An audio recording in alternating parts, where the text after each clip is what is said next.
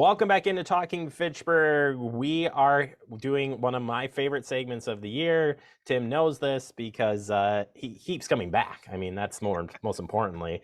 And Tim Halbach is from the National Weather Service Milwaukee, Sullivan. And Tim, as always, we appreciate your time. What has been an extremely busy time for you, not because of the outreach, but because spring has brought in tornadoes slash snow slash a little bit of everything. I'm thinking of last year when we were all just mad that there wasn't really a spring. It was just cold. And this year, we're like, what just happened? So we're going to kind of focus in on that. But how are things going for you, Tim? Are we able to sit at the desk a little bit longer, or what's going on out there?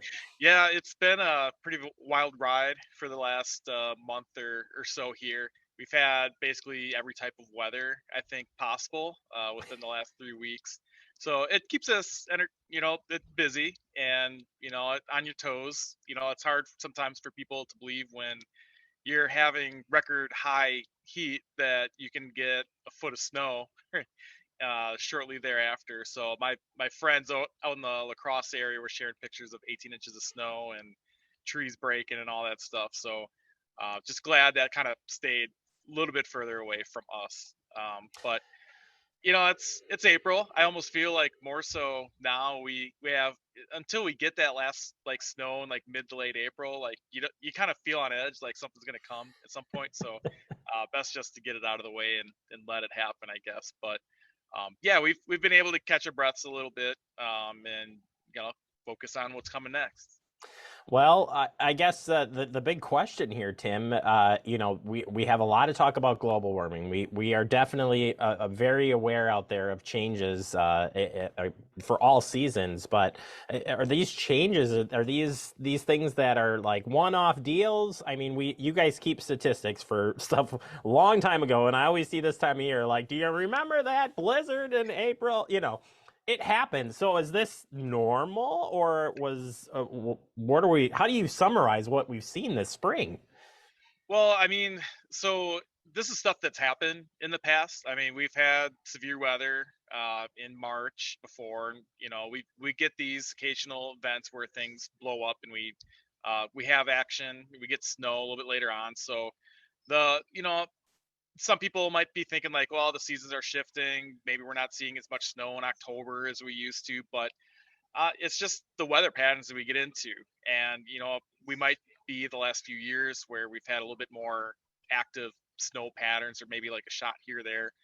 I think, the longer term, bigger picture is that we're actually seeing maybe a little bit less ice on the lakes in the wintertime. So that window is kind of closing up a little bit more where our low temperatures at night maybe are a little bit warmer.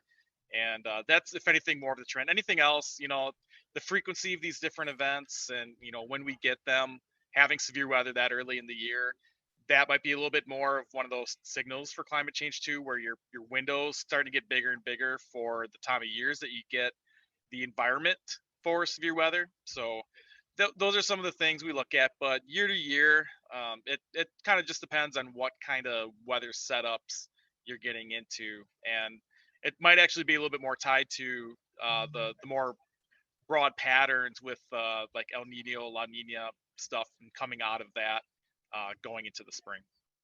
Yeah, just you're just kind of left with scratching your head, like, what is happening here? And again, is this out of the norm? So it's kind of nice to hear that. No, it's okay, and it's not okay what's been going on, but it's okay in a sense that it's.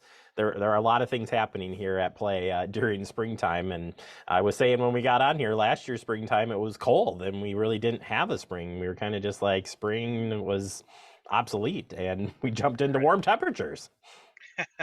Yeah, it was kind of one of those, that's another one of the running things is that, you go straight from winter right into the summertime. And, you like to see that gradual transition where like you get a little teaser at least here and there.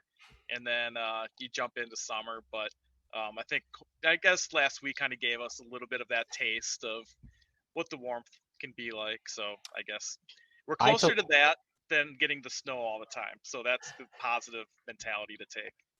Well, and interesting enough, the snow that's happened, this year, we've seen a kind of a warming trend at the later part of winter. Did that give way to more snow events in Wisconsin because we saw a little bit warmer temperatures? And is that kind of a trend that would equal snowier times as we go into this time of year? So some of it is just the amplified weather systems that we get, so that when you have a big low pressure system, that on the front end you're getting that warm air really getting up into southern Wisconsin. But then the opposite side of it is it's such a big digging trough that it's pulling in a lot of colder air from further north. So it's, if you get a weaker system, maybe you're not as warm up front and you're not as cold on the backside. But when it's so deep like that, it's kind of that's why you get such extreme temperature swings from the severe warmth on the front end and the cold on the back end. My wife's birthday is in early April, and she always talks about how there's been times where it's like 70 the day before, and then get a big winter storm the day up for birthday. So that's how she remembers these things and the history of Wisconsin's weather. Oh my gosh. Well, my wife's birthday is April 9th, so she's right There you go. there feeling feeling the pain of spring time weather. But weather is fascinating to me, and the big severe weather event that took place, you guys are still working on some surveying and stuff, but overall, and we're talking about Severe Weather Awareness Week, but taking a look at that event specifically, you had a lot of data up front to say, hey, we know there's some type of severe weather data, some severe weather risk here. You work hand in hand with everything. Maybe quickly just walk through as that event led up to the day, kind of what happens behind the scenes for folks to kind of wrap your head around. How the heck do you guys know that this is going to happen? And then, it's kind of a wait and see an issue as you go. Yeah, so everything that we're looking at is, the forecast models. What are they saying? What kind of trends are they showing? One of the big things we're trying to pin down with that event and a lot of our spring events that we get here in southern Wisconsin is with the warm front and how far north that's going to make it. Lake Michigan plays a role where if we have any kind of winds off the lake, that can kind of suppress the warm front if it's not strong enough to actually make it through southern Wisconsin. So if you have a warm front that's sitting right over your area, that's a concern. And we can see a little bit more activity when it comes to tornadoes and severe winds, things like that. So those are the things we were trying to hammer out. The forecast models aren't always saying the same things with where that's going to go. So it's kind of what's the most likely scenario, what areas are more likely to get that severe weather than others. So for that couple of those events, late March, early May, early April, we had the bullseye was just to our southwest. It was eastern Iowa, northern Illinois. Question was just whether it was going to get up into southern Wisconsin. So that's where we're talking about stuff like, there's a chance this is the period where we're concerned about this certain weather. The some of that period was really tricky because we had 3 rounds of severe weather in early April where there was one event. All right, it's not over. Here's a break. Here comes another one. And then here comes another one. So trying to make sure people don't let their guard down after the first one came through. So we spent a lot of time trying to figure out what's going to happen. And then from that, message out, all right, here's what we think is going to occur for these events. So it's never 100%, but the goal is just to make people prepared, particularly if it's an overnight darkness, people are sleeping type of an event, you know, just better to play it safe and have like your cell phone next to you, your weather radio on, things like that, just in case something gets a little bit, tougher than we thought it was going to be. Yeah, and you guys, in coordination, there were watches that went out pretty early, and things again you updated as you go. The event happens, and we find out that you guys start doing your survey, and you start learning that hey, there were some tornadoes, then there were some more tornadoes, and then you're like, oh my gosh, how did this happen? So as storms go on, and it's a great tie-in to your running storm spotter classes right now, which if you've never participated and you need to, if you even to just have a better understanding of how all these things come together, you need help both on the ground and watching from the radar side of things. You got a lot of cool equipment there, but it takes a team to work through these storms. So how do we get so many tornadoes and maybe not so many the alerts to tornadoes. Although we had a lot of warnings out there. Again, a lot of things happening at the same time. But help us understand a little bit better. Yeah, so most of the storms that came through had at least severe thunderstorm warnings that were issued. There were some spots out in southwestern Wisconsin and Iowa, in Lafayette County, where there were a few tornadoes that occurred. That the rotations weren't extremely obvious from what we were looking at. So it's kind of a one of those. It's not really a game, but we don't want to overwarn with putting out tornado warnings on every single little thing that we see. So particularly the brief, short-lived tornadoes, those are a little bit more likely that might not get caught by a tornado warning. So it's one of the assessments we do. We look at the environment. What's being in play here? Where's the warm front?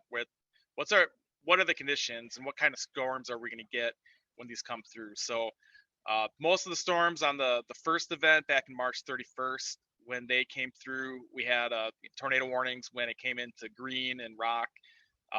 The Beloit area got hit particularly hard, actually twice, with a couple different storms. So most of the storms had warnings out, and that's our goal, because that's how people get those alerts, and they rely on that. Everything starts from us issuing a warning. So from there, people can take shelter.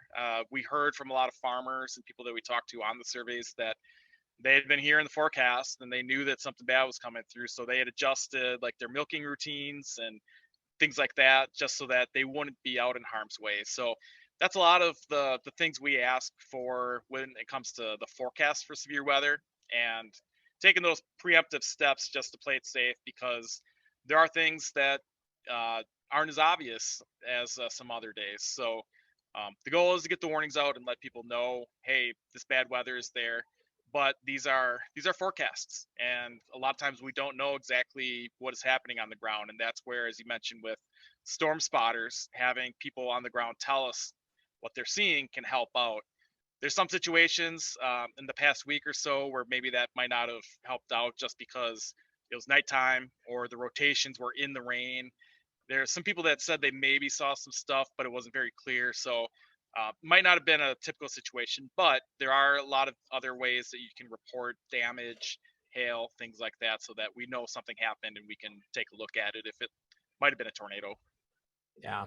No, I think it's great breakdown, and a better understanding of what's going on behind the scene, I think helps people put together that, it's a team effort, and there's a lot of things that are at play, and you guys are very conscious of when to warn, when not to warn. And again, you're trying to keep people alert on anything. And it kicked off for earlier this week when we were talking about the severe weather tips you share. And one of those is having multiple ways of getting warnings, updates, warnings, whatever. When you have your TV folk out there on any TV station doing the work of sharing what's going on minute by minute, second by second, are they in coordination with you? We hear a lot of like, hey, and I look to listen for your name, of course, because we know a friend of the show here that if they say Tim, we know Tim's on it. But as those things are playing out, how do you communicate with some of the TV meteorologists who are working and trying to also do the same job for you? They're trying to do the outreach minute by minute to get information out.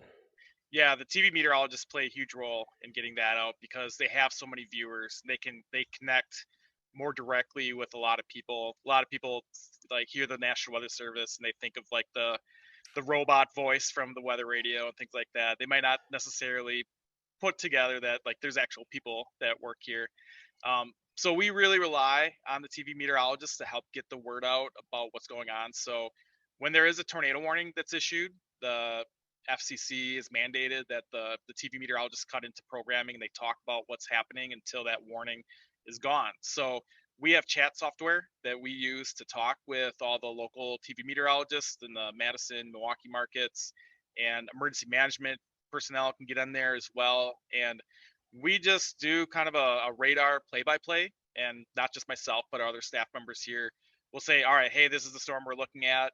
We don't have any confirmation of large hail or anything like that occurring yet, but it's got a signature for it.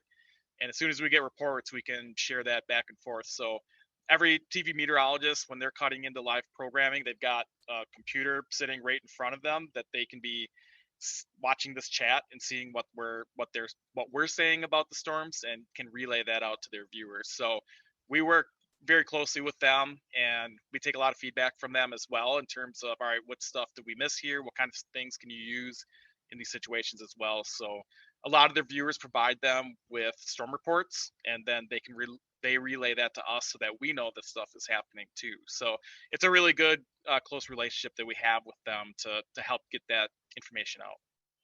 All right. Well, I can't pick your brain anymore because we're running out of time on this segment. We are going to do a segment just on severe weather awareness here, but always good to get a good. It's been an interesting spring, and we know that you folks are working hard there to keep us safe each and every day. If people do want to follow what's going on, you do great storm reports, great information day to day on the social media. How can people continue to follow along, get involved, and get autographs from you, Tim?